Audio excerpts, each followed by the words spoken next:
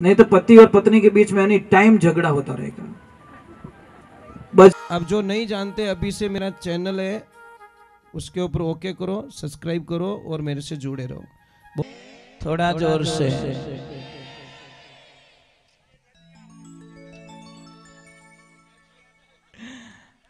देखो मेल तो बराबर हो गया भाई, नदी तो है, गांव भी यही है ना। चलो राधे राधे, थोड़ा जोर से बोले।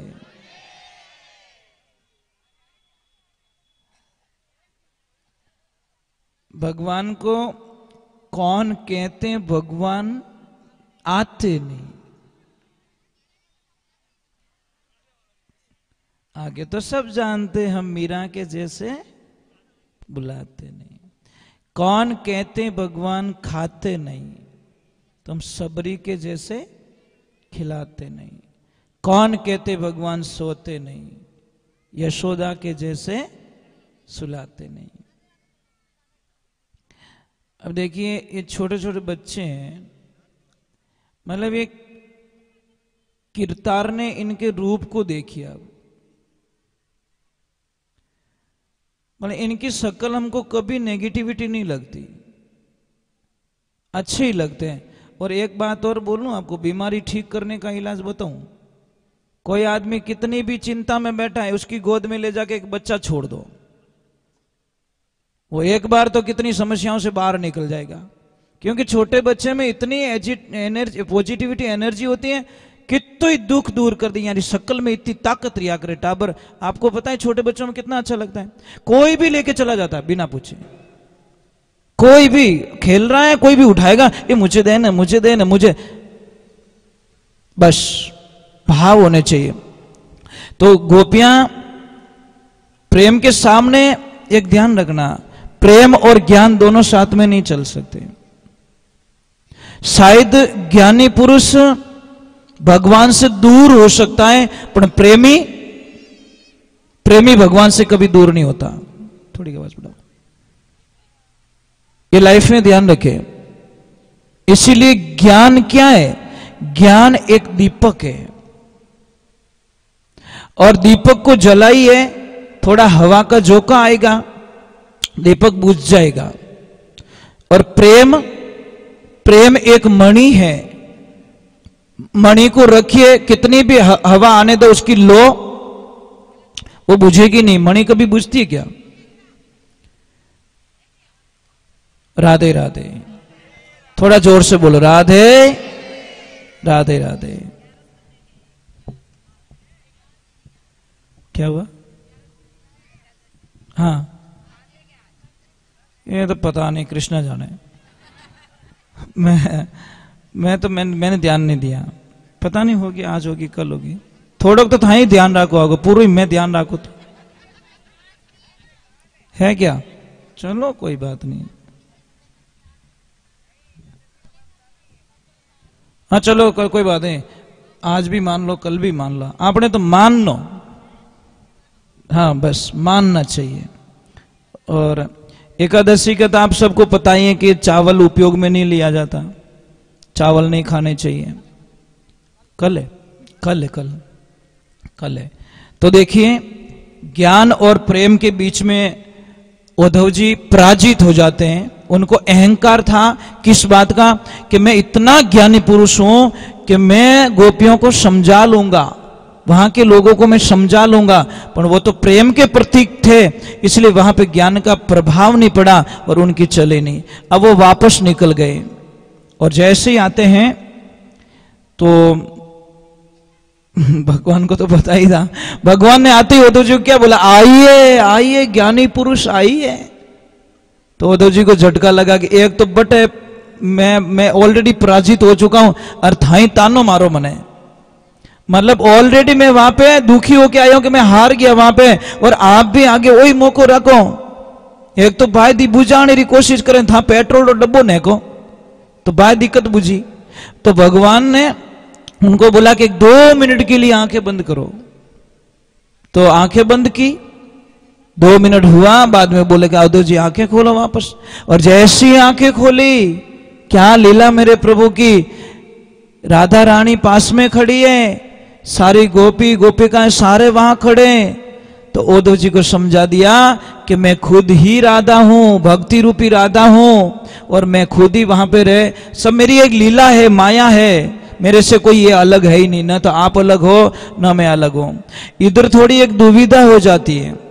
मैंने बोला ना, भगवान का जीवन शुरुआत से लेकर इस भागवत में आपको समझना चाहिए कि भगवान का जीवन शुरू से लगाकर एंड तक संघर्षमय जीवन जिया। मतलब कोई तो दिन निकला होगा कि उन्होंने शांति से जीवन जी लिया, कोई दिन, मतलब शायद संघर्ष संघर्ष संघर्ष। अब इधर देखिए, कंस की दोनों पत्नियां, उन्होंने अपने भाई से शिकायत कर ली, किससे? जरासंध से, कि भाई हमारा सुहाग उजाड़ दिया उस कृष्ण ने। अस्थि और प्रस्थि थी, दोनों ने जाकर शिकायत की। भाई को इतना गुस्सा आया, इतना गुस्सा आया कि 23 यक्षोहणी सेना लेकर मथुरा पे आ गया कि अभी तो कृष्ण का एंड है, बस दूसरा कुछ नहीं है।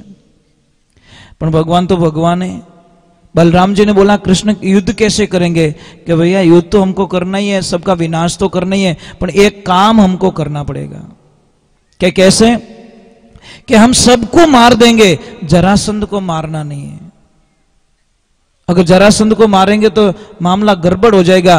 कैसे? कि जरासंध को हम छोड़ देंगे तो उसको गुस्सा आएगा, फिर बचे हुए राक्षसों को लाएगा, फिर हम मारेंगे, फिर लाएगा, फिर हम मारेंगे, क्योंकि हम तो ये काम करने के लिए आए, और जरासंध हमारा निमित्त बनेगा, उद्धार करेंगे, उनको लाना ही पड़ेगा, क्योंकि वो उसको जिंदा छोड़ेंगे तो लाएगा, उसको मार दे तो लाएगा कौन? वो फिर जाएगा, फिर प्रतिशोध की ज्वाला उसके दिमाग में रहेगी, फिर आएगा, फिर हम मारेंगे, उसको बार बार छोड़ते रहेंगे। और इसी बीच में जरासंध की पूरी सेना को नष्ट कर दिया जाता है, फिर उसको छोड़ दिया जाता है, और फिर वो वापस जाके अपने प्लान में लग जाता है। इधर कालियावन, देखो मैं क्या बोल रहा हूं, एक पीछा नहीं छूट रहा है, दूसरा पीछा आ रहा है। तो भगवान ने अब मारे किससे उसे? अब रक्षा तो करनी थी, रक्षा करने के लिए कुछ नया करना था, लोगों को वहां रखना नहीं था, सुरक्षित नहीं थे। तो भगवान ने किसको बुलाया? विश्वकर्मा भगवान को। और विश्वकर्मा भगवान को बुला के बोला कि एक ऐसी नगरी की रचना करो, ऐसी नगरी बनाओ जहां पे हमारी ये नगरी सुरक्षित हो सके।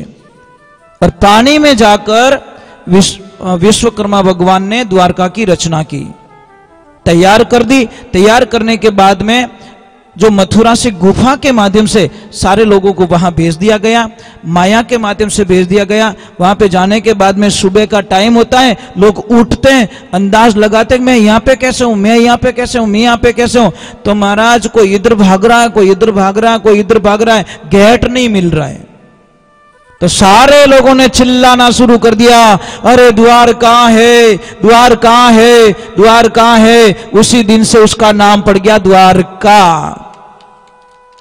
बस वो द्वार के चक्कर में द्वारका हो गया। अब इधर कालियावन आता है तो उसको भी मारना जरूरी। अब कुछ भी नहीं कृष्ण के पास में, तो उन्होंने एक युक्ति सुझाई कि दुश्मन आ रहा है, भगवान आगे दौड़ते गए, दौड़ते गए, दौड़ते गए, दौड़े, एक भयंकर जो जंगल में गुफा थी, उस गुफा में चले गए। और वहां के मुचकंद नाम का राक्षस वो थे, देव, वहां पे सो रहे थे। तो उन्होंने, भगवान ने एक लीला रची कि ये बीच में है, इसको उठाएंगे, और इसको वरदान दिया गया है, क्योंकि वो देवताओं की रक्षा करने के लिए त्रेता युग से आए थे। तब से देवताओं से मांगा कि मैं थोड़ा सोना चाहता हूं। तो उन्होंने बोला मुझे डिस्टर्ब नहीं करना चाहिए, उस गुफा में सुला दिया, और त्रेता में सोया, और उठा कब? द्वापर में। एक युग बीत गया, पर उनको एक वरदान था कि जैसे ही वो उठेगा, आंख खोलेगा, सामने जो भी होगा वो सारे नष्ट हो जाएंगे, आंख की दृष्टि से सारे मारे जाएंगे। तो भगवान ने युक्ति लगा दी कि मैं क्यों लड़ाई करूं, इनके वो दुश्मन सो रहा है, ये आएंगे, उसको छेड़ेंगे, उठाएंगे। और वही हुआ, भगवान तो आगे निकल गए, वो सो रहा है तो उन्होंने बोला हाँ ये रहा, ये इसको उठाओ, कौन है ये? और जैसे ही उठाया, आंखें खोलती सबका काम तमाम हो गया। भगवान आए, फिर बाद उसको पूछा कौन हो, मैं वो हूं, मैं वो। फिर बाद में बोला प्रभु मुझे मोक्ष चाहिए, मुझे कुछ नहीं चाहिए। फिर भगवान वहां पे उनका मोक्ष करते हैं। तो भगवान की लीलाएं कितनी गाएंगे हम लोग, कितनी लीलाएं, किसको कहूं, कहां लग वर्णूं। भगवान की लीला गाते गाते गाते गाते हमारे जीवन काल का अंतिम समय आ जाएगा, पर हम भगवान की लीला नहीं गा सकते। राधे, थोड़ा जोर से बोलो, आवाज नहीं आ रही पीछे से। एक मेरी प्रार्थना रहेगी, करोगे? आपको हमेशा खुश रहना है? सुबह से लगा शाम तक एकदम खुश रहना चाहते हो? पक्का? तो मैं आपको एक तरीका बताता हूं। सुबह उठते ही एक तो किसी का मुंह मत देखा करो। तो પછી कई लोग बोले कि महाराज कहीं भीत देखो। भाई कोई जो नेगेटिविटी वाले हमको ऐसे ही प्रश्न करते तो देखो कहीं। अरे मैं ये नहीं कह रहा हूं हेमुटो ही नहीं देखना, मेरी बात पूरी नहीं होती तब तक तो काम चला देती सरकार। सुबह उठते ही 2 मिनट के लिए अपने बिस्तर पे बैठ जाओ। अगर आप उत्तर दिशा में सिर करके सो रहे हो तो साहब भरी बीमारी के कारखाने बन जाओगे आप। पश्चिम दिशा में आपका सिर होगा तो भी आपको एनी टाइम कुछ न कुछ नुकसान होगा। आपका सिर होना चाहिए पूर्व या दक्षिण। समझ में आ रहा नहीं? या तो दक्षिण में मुंह करके सिर करके सोना चाहिए, या फिर आपको पूर्व दिशा में जिधर से सूर्य भगवान निकलते हैं उस दिशा में सिर करके सो। आपकी बहुत अच्छी समस्या खत्म हो गई। एक जो घर में पिलर होता है, आडो पिलर आवे नहीं, ये क्या कहते हैं उसको, बीम, बीम, उसके नीचे कभी मत सोया कीजिए। पलंग के नीचे कोई चीज नहीं होनी चाहिए, नहीं तो पति और पत्नी के बीच में एनी टाइम झगड़ा होता रहेगा। बजने वाली चीज बिल्कुल पलंग के नीचे अलाउ नहीं है, ये ध्यान रखना। हमारी आदतें क्या, वो बॉक्स वाला आ गया, कुछ कुछ भर देते उसमें। बच्चे क्या हमारे घर में शांति को नहीं, शांति को ही थारे शांत तो ही नहीं रहे, क्यों कितनी चीजें भरियोड़ी पलंग रे मायने। आप बिस्तर डाल सकते हो वहां से ज्यादा, परंतु पलंग के जो नीचे की जो साइड होती है वो एकदम नीट एंड क्लीन होनी चाहिए। जितनी पलंग नीचे से साफ सुथरा रहेगा उतनी ही घर में शांति रहेगी। अगर पति और पत्नी दोनों के बीच में छोटी छोटी बातों पे झगड़ा हो रहा है तो कुछ मत करो, हंस और हंसनी का जोड़ा वाला फोटो आप अपने रूम में लगा दीजिए दीवार पे। उठते ही वो जोड़ा दिखे, आपके दोनों प्रेम के प्रतीक बन जाओगे। अगर किसके घर में धन की कमी है तो सिंगल हंस का जो पोज आता है, फोटो आता है, आप बोलोगे फोटो से क्या होगा? फोटो से बहुत कुछ हो जाता है, आप कल्पना नहीं कर सकते। सिंगल हंस का जोड़ा आता है, सिंगल हंस, डबल नहीं होना चाहिए। जिसको धन की कमी है वो सिंगल हंस, उसको पूर्व और उत्तर की दीवार पे बीच में आप कहीं पे भी लगा सकते हो, बैठक रूम में लगा सकते हो, अपने हॉल में लगा सकते हो। या फिर परिवार में छोटी छोटी बातों पे झगड़ा होता है तो पूरे परिवार की एक फोटो खिंचवाओ, पूरे परिवार की, छोटे बच्चों की, आपकी, पर 1 सेकंड के लिए मुस्कुरा जाना, और नहीं हंसना हो तो कोई गिली गिली कर दीजिए पड़ोसी, ताकि वो 1 सेकंड के हंस जाए और फोटो। एक ध्यान रखिए, कैमरा होता नहीं, कैमरा कभी झूठ नहीं बोलता। एक कोई दादाजी फोटो खींचा, फोटो वाला के हटे तो कि कहीं रियो कि तने 1 रुपयो नहीं दूं, कि क्यों, कि मारो फोटो एडो क्यों आयो? जने वो फोटो वाला क्यों, दादा मैं फोटो खींचो ने, जने पाडा जीव थे उबा, मैं को उबो नहीं, मार कैमरा रो कहीं कसूर, जैसा था वैसा कैमरे ने पकड़ लिया। तो एक ध्यान रखे, 1 सेकंड के लिए हंस जाओ, सबका मुस्कुराता हुआ फोटो आना चाहिए। और वो फोटो बड़ी फ्रेम में मंडाकर आपके मेन हॉल में आप लगा दीजिए। आप लगा के मुझे वापस बोलना कि गुरुजी हमारे घर में देखो ऑटोमेटिकली शांति हो गई है। आप कल्पना, पर फोटो सब हंसतोड़ा आना चाहिए, नहीं तो 2-4 दिन पहले प्रैक्टिस करो, ट्यूशन जाओ हंसने के लिए। सिंगल हंस का फोटो लगाइए। और एक नंबर दीवार घड़ी कभी भी घर में बंद नहीं होनी चाहिए, नहीं तो आपके धंधे की बर्बादी निश्चित है, कोई दुनिया की ताकत नहीं टाल सकती। अगर दीवार घड़ी बंद आ रही है तो आपको धंधे में, आपके जीवन की गति को रोकेगी दीवार घड़ी। कई लोग क्या करते हैं, हम घड़ी यहाँ करे बाबड़ो कांटो पाछो जाए, जावे क्यों छेल बड़ी उड़ो घनी ताकत करे मैं जाना चाहूं पण वो क्या है ही कोनी पावर पाछो आधो पछी के मारे धंधा रे माने अचानक असर आ गयो आणो ये महाराज घड़ी बंद पड़ी है घर पे और घड़ी तो एक बहुत धंधे की प्रतीक होती है। अगर घर के सामने ये जो मोरपंखी आती है ना मोरपंखी पौधा अगर वो दोनों तरफ लगा दो ना आप कल्पना भी नहीं कर सकते। आप 2 गमले लगा दीजिए आप। अब बहुत बगीचा में आती है जी बहुत सारा पौधा मोरपंखी आती है मस्त एकदम विद्या की देवी कहते हैं उसको हम क्या कहते हैं। हाँ हम बच्चे थे तो हमारी बुक में उसका पत्ता तोड़ के रखते थे है ना वो विद्या की देवी वो दोनों तरफ एक इधर लेफ्ट और एक राइट बाहर निकलते हैं ना तो उनका दर्शन कीजिए। देखिए ये पेड़ पौधे होते हैं इतनी ताकत होती है इनमें कल्पना नहीं कर सकते हो। अगर किसी भी मुझे दादाजी ने कल एक प्रश्न किया था कि गाय भैंस को जब वो डिलीवरी होती है तो उनको कई बार फूल की प्रॉब्लम हो जाती है समस्या आ जाती है बहुत पैसा खर्च करना पड़ता है बेचारी तकलीफ होती है। तो आपको नॉर्मली इलाज बताता हूँ बड़लो आवे ना बड़लो कहीं के वो वट वृक्ष का मैं हिंदी में बोल देता हूँ क्योंकि बाहर भी देख रहे लोग। वट वृक्ष का जो पौधा होता है उसकी 5 से 250 ग्राम पत्तियां ले लो आप हरी पत्तियां उसको मिक्स करके एक 100-150 ग्राम देसी गाय का घी उसमें मिलाकर 1-2 चम्मच हल्दी डाल के उसको खिला दीजिए।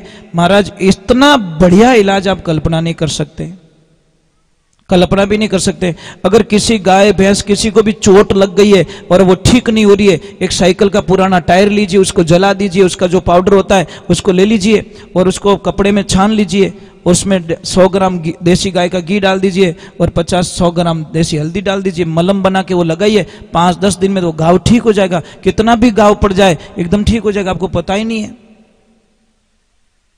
बहुत सारी चीजें होती है हमारे साथ में होती है हमारे पास में होती है पर ज्ञान नहीं है और नहीं होने के कारण हम बहुत सारी समस्याएं होती है। अगर किसी भी बच्चे को पढ़ाई में मन नहीं लग रहा है तो आप दक्षिण और पूर्व की दिशा में उस बच्चे को वहां पे अध्ययन कराओ बच्चा बड़ा होशियार होगा पढ़ाई में मन लगेगा। समझ में आ रहा है नहीं आ रहा कपूर। हाँ घोड़े के लिए इलाज है मैं बताऊंगा आप भाई आप नाच रहे तो आपको बताना भी जरूरी है। घोड़ा तो अटी दुका ऊपर से याद करो। हाँ राधे थोड़ा जोर से बोलो।